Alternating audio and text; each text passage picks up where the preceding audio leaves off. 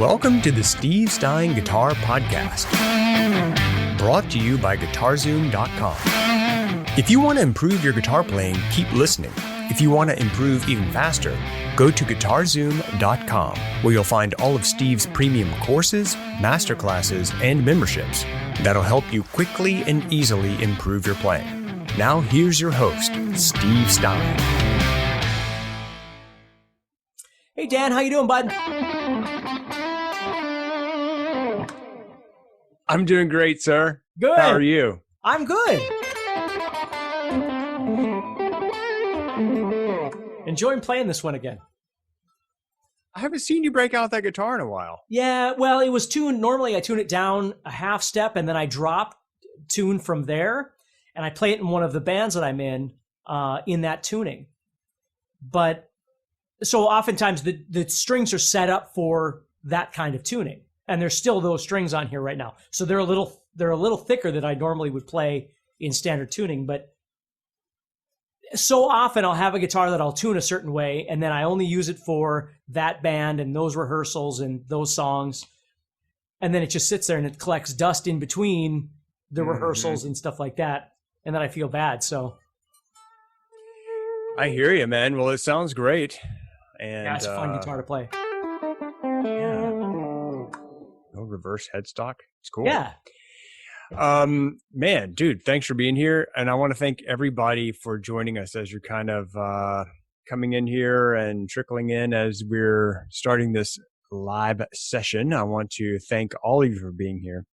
Great privilege every single time that Steve and I do one of these and we see that anybody shows up. It's like, yes, somebody came to see us. Yep. We're not going to be alone. The running joke with Steve and I is if nobody shows up, you and I'll have a little live session. Yeah. It'll be great. So, hey guys, thanks for being here. Thanks for showing up, taking your time to be with us. And listen, if you want to learn some blues guitar, keep watching. If you want to learn it even faster, check out Steve's new course. It's called Blues Guitar by Steve Stine, and it's available at GuitarZoom.com. Everything we're doing in the Blues Guitar Workshop series, guys, is related to Steve's new course, Blues Guitar. We've done a lot of these sessions already. If you missed any of the previous Blues Guitar Workshop series, all you got to do is go to the GuitarZoom YouTube channel, click on playlists, and you'll see there's a playlist there that we put all of the live recordings. We save them as a video, and we put them there for you on YouTube so that you can go back and watch them at your leisure. Leisure? Pleasure? I don't know. Anyway, all right, guys. So, look, if you got any questions, pop them in the old comments box. You can always reach out to us also to our support group if you have any questions about the course or anything like that. It's we have a nice group of people over there who will happily help you choose the right course for you. Or maybe you're watching this, you're like, I don't know about blues guitar or whatever. I was checking out Steve's Blues Licks course or the Masterclass series or something. You can always send an email to support@GuitarZoom.com, and they can help you choose the right course. Oh, and I forgot, we have the Help Me Choose feature, Steve. That's sort of, well, it's not that recent, but people really like that thing. The Help Me Choose, you can go to the website. I think you click on Help Me Choose, and then there's like this quiz thing that Steve put together for you that says, you know, are you a beginner or you're not a beginner? Play electric only, acoustic only, or both? And you go through this little series of questions, and it says, here's the course for you. Just a couple of resources there for you. So anyway, Blues Guitar Workshop, all related to Steve's new course, Blues Guitar by Steve Stine, available at GuitarZoom.com. Steve, today we're talking about, if I'm not mistaken, I have this written down, it is playing the 12-bar blues in any key, which I would think would be kind of an important skill to learn. Yeah, I saw from our last session, I saw there was a number of questions about this that maybe I didn't go far enough into. So I thought it'd make for a perfect discussion, is just understanding that your chords, your scales, all those things are all simply movable. That's the beautiful thing about the construct of the way the guitar is set up, is that everything is movable. So if you were playing 12-bar blues, let's say in the key of A, right? Again, whether you're playing A major or A minor, or it doesn't matter, whatever it is you're doing. So if I was using A7 and D7 and E7, and remember, we talked about how I was calling it a 1-4-5. and I went A, B, C, D, E, 1, 4, 5. A, D, and E are my 3 chords I'm using. A, D, E, which would be the first chord in the key of A, the 4th chord in the key of A, and the 5th chord in the key of A. Well, the cool thing about guitar is that if I wanted to play in the key of G, I could simply move down to G and play the same shape. 1, 4, 5. Or 7th chords. 1, 4, 5. Now, how does that work? Well, if I was in the key of G, G, A, B, C, D, G, C, D, right? So again, you have to know that, the guitar only has the notes A, B, C, D, E, F, and G on it. It doesn't have an H or an L or a Q or something like that. But just trust me when I say, when I was learning this stuff, again, I didn't understand my theory, but I understand visualization. So if I went 1, 4, 5, that shape, if I moved down to G and played the exact same shape, it would have the same function. It would just be lower in pitch. Or if I went down to F. So I can play in any key, and this is going to be the 1 in the key of F. This is going to be the 4 in the key of F. This is going to be the 5 in the key of F. And I like to teach people that because oftentimes, especially if you don't really know all your theory, if you're using my thing here of going G, A, B, C, D, and I say, okay, so play a 1, 4, 5 in the key of F, you'd go F, G, A, B, C, F, B, C. Well, it's not F, B, C, right? It's F, B flat, C. So that's one of those situations where you actually can find it oftentimes faster on your guitar than you can figure it out in your head in terms of the right theory. And don't feel bad about that. That's okay. It's okay to be able to look at your guitar and figure out what the answer is. Just like a piano player might look at the piano and figure out what an answer is. So that's what we're doing here, is learning that idea of the 1, the 4, and the 5. Again, regardless if you're playing it as 7th chords or minor or whatever, they're all movable anywhere you want to go on the guitar. So if you choose a really weird key, like let's say you choose the key of B flat, and you're going to want to play a 12-bar blues, well, you've got to know where B flat is on the 6th string. So, F, F sharp, G, G sharp, A sharp, B. Okay, so there's B, so B flat, right? So I'd go back 1 from B, and that's where my 1 would be. My 4 would be underneath me, and my 5 would be 2 frets higher. And the nice thing about all of that is your scales work the same way. So if you wanted to play a B flat minor pentatonic scale, even though that sounds really complicating, you would find B flat. And again, you'd have to know the notes on your 6th string, right? I mean, you got to have some knowledge of how this works. And you'd go to that B flat, you play your... And the beautiful thing about that minor pentatonic scale that we're learning right now, this shape, is that it's movable. Anywhere you go, it's going to look the same. So if I want to play in G minor, I'm going to move down to G. I'm going to play the same thing. If I want to play an F minor, I'm going to move down to F.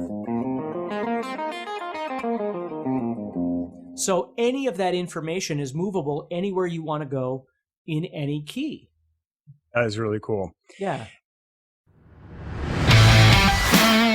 If you're enjoying this episode and you'd like to support the podcast, go to GuitarZoom.com and consider becoming a premium member.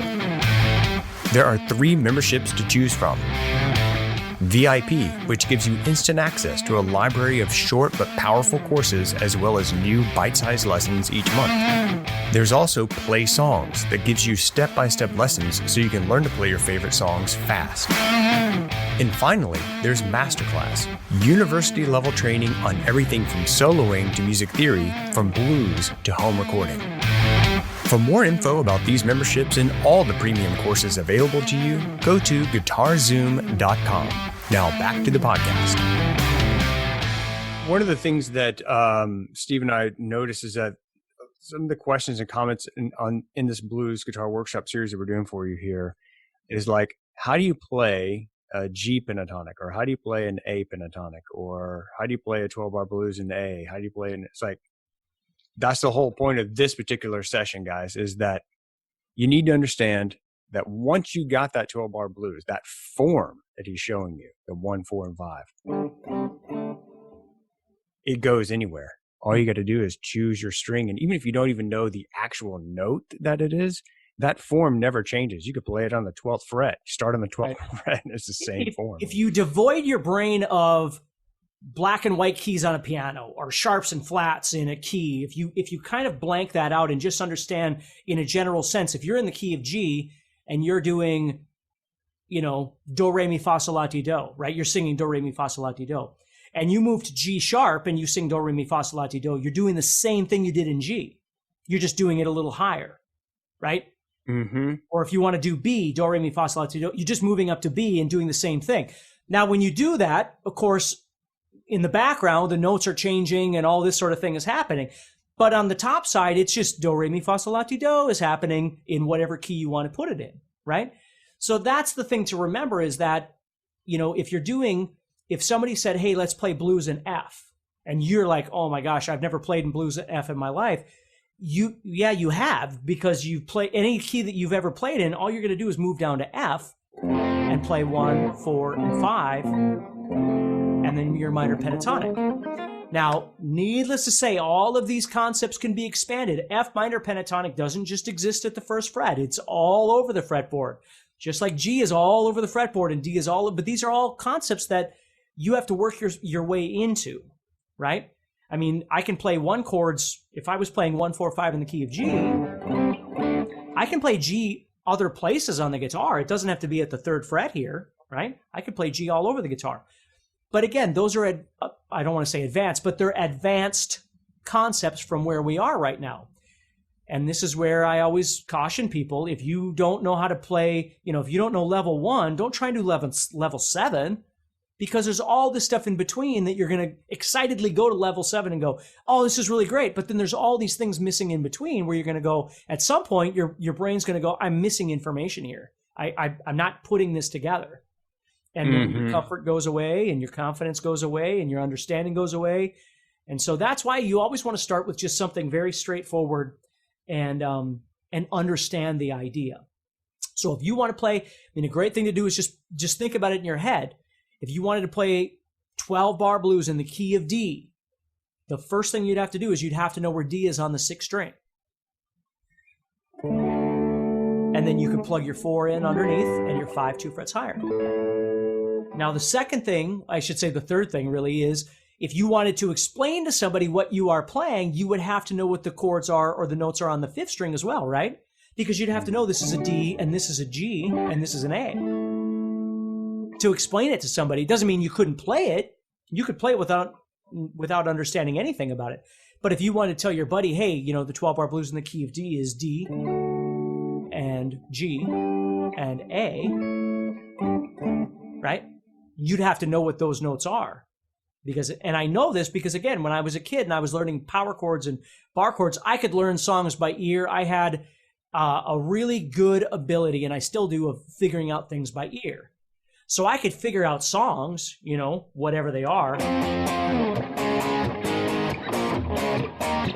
Right? And again, I'm playing it wrong so YouTube doesn't block me, right? But I could figure out a song, but that doesn't mean I knew what all the things were I was playing, but I could memorize by visualization.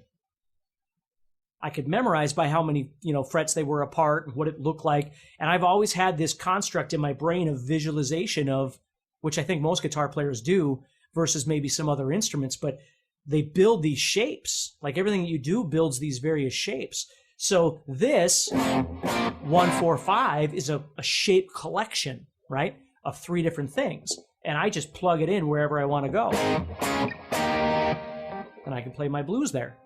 And then I take the shape collection of pentatonic and plug that in there as well. And I'm not saying that learning the notes and learning the theory behind them, I'm not saying those things aren't important. What I'm saying is you have to do things in a logical order. No, it's great stuff, dude. I was just thinking about one thing that might help people, a resource that they may or may not know about, is your course, Unlocking the Fretboard Connection. Guys, that's one of the best-selling courses Steve's ever done, and it continues to sell every single day at GuitarZoom.com. It's just one of those courses that people absolutely love. The reviews are insane, and it really opens people's mind up to understanding how the diatonic scale and the pentatonic scale fit and link together all the way across the fretboard. which would be, if that's something that you're interested in, that's a resource that we have available for you at GuitarZoom. That's called Unlocking the Fretboard Connection. I just thought about that as you were talking about those moving around the fretboard, and you got to at least know the notes on your sixth string, for example, and then visualizing how those patterns go together and all of that. The Blues Guitar Workshop series that we're doing, guys, for you today, obviously is about, I don't want to say modulation. It's about being able to play the 12-bar blues in any key, just using that visual technique of the 1-4-5 Steve showed you there, and then it applies to the pentatonic scale as well. Everything that Steve's talked about today is in his new guitar course. It's called Blues Guitar by Steve Stine, and it's available at GuitarZoom.com. We've done a lot of these workshop series for you guys. We've done basic soloing, where Steve talked about the tools you need, the touch, and the tone to create a basic blues solo. We've talked about the blues scale. We've talked about minor blues. We talked about major blues. Today we talked about playing blues in any old key that you want, how these chord progressions are totally modular. They're totally movable, and also the pentatonic scale and how it can be moved into any position. And we have some more series prepared for you that we're going to be doing live. So if you'd like to get notification of that, or notice of that, click subscribe and click the old notify button, and you'll get a little alert. Hey, we're going live. We try to do them at the same time. Can't always do it at the same time, but we try to be consistent for you. And of course, all of them will be saved for you in a nice, tidy playlist at the GuitarZoom YouTube channel.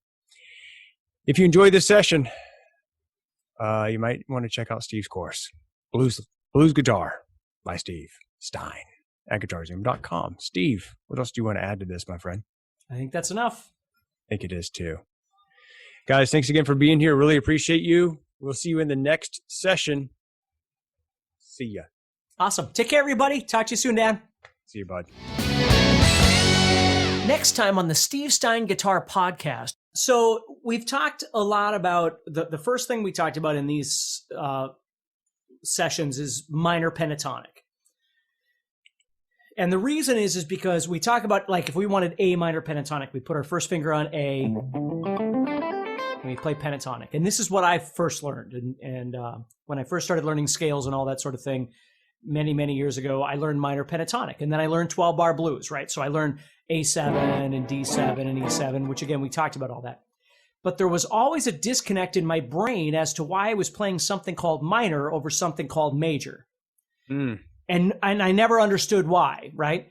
And it wasn't until later that I did understand why. But that's why I want to kind of get into this conversation with you a little bit, is in the rock and roll blues world, and I've always told people that if we always went by logical theory, if everything that we learned was from the book, rock and roll wouldn't exist. Blues wouldn't exist, because there's things about them that just don't really make sense.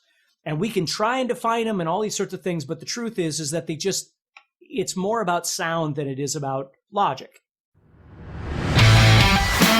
Hey, Steve Stine here from GuitarZoom.com, and thank you so much for listening to this podcast. If you enjoyed this episode, can I ask you a favor? Please subscribe, leave a review, and share it with a friend. Your feedback means more to me than you'll ever know. And be sure to check out my YouTube channels, where you'll find over 1,000 videos to help you with your guitar playing. Thanks again for listening. Stay positive, keep playing, and keep having fun. If you'd like some help with your guitar playing but you're not sure how to get started, go to GuitarZoom.com and look for the Help Me Choose survey. By answering a few simple questions, you'll get Steve's personal recommendation of the perfect course for you. All this and more is available for you at GuitarZoom.com.